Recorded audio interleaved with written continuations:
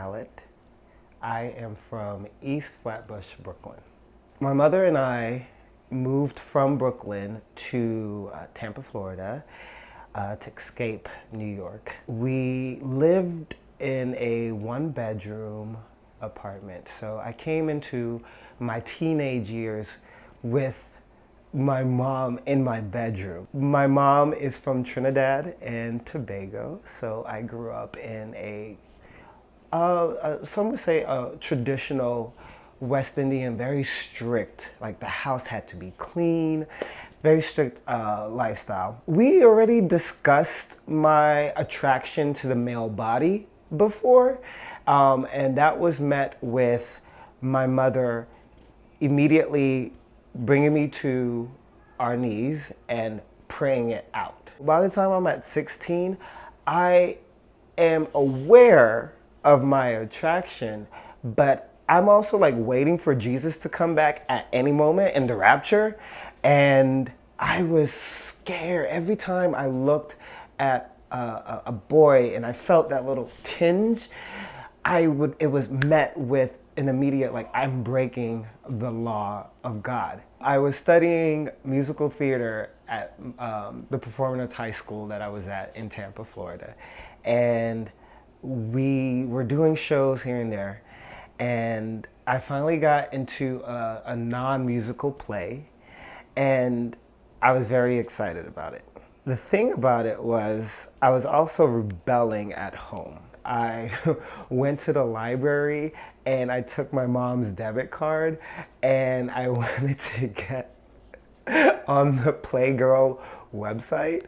And so like I ordered a month subscription of Playgirl, and like 2 weeks later my mom looked at her bill and she was like, Darren, what is this? And then I was like, I don't know what you're talking about, kind of thing, because I'm 16, so I'm lying to her, but non-successfully. But that kind of like drifted away. It caused a strain between us. As though my punishment was I was no longer allowed to be in the school plays. I snuck and auditioned anyway for the play, and I got cast in a Kurt Vonnegut kind of compilation. I invited my father, who lived in Brooklyn, to come to Tampa and see his son in this play. Around time for the play to open, my mom and I have a conversation about, she says something like, we're going away in 2 weeks for a weekend trip. And I was like, okay, what are the dates? She tells me the dates and I was like, I can't go. Mom, I am in the school play and I am going to be in it and my father is coming to see it. And I looked at my mom and I was like, Mom, I'm gonna do what I wanna do, when I wanna do it, and how I wanna do it.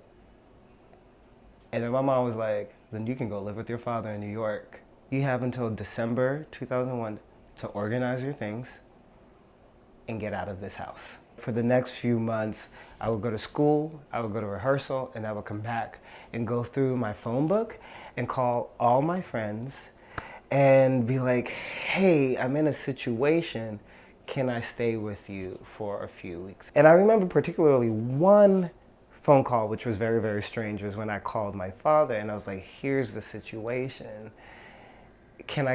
Is there room for me in Brooklyn?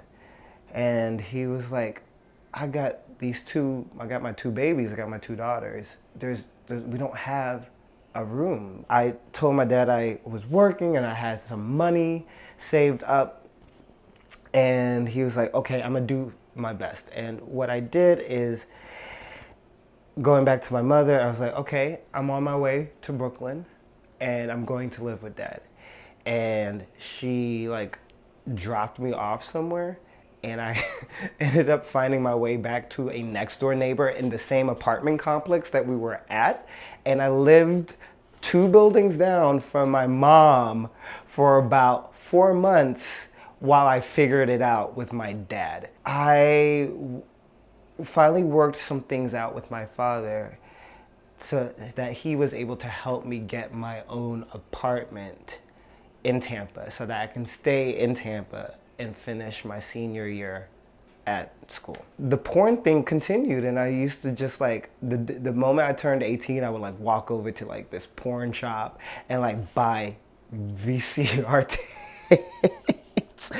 And I was so sheltered that I used to just watch the VCR tapes and not even touch myself, because I've never masturbated. I never did anything, and I would just be in this 2-bedroom apartment alone, just watching porn and just like learning about this through visual images. There was this one cute little guy from Puerto Rico, and I was like kind of flirting with him in high school, and he was kind of, we were in the shows together, we were dancing and all of that, and he came over one night. I would do a little bit of this, and he would do a little bit of that, and then at one point he was like, "Let me finish you," and I knew what that meant because I was watching all this porn, and I was like, "No," and I stopped the entire thing because I was still really caught up in whatever an ejaculation or an orgasm would be. It felt too soon. A few weeks later, it's prom. Everyone's there at my apartment because I'm the guy in senior year who has his own apartment. So it's going down, right?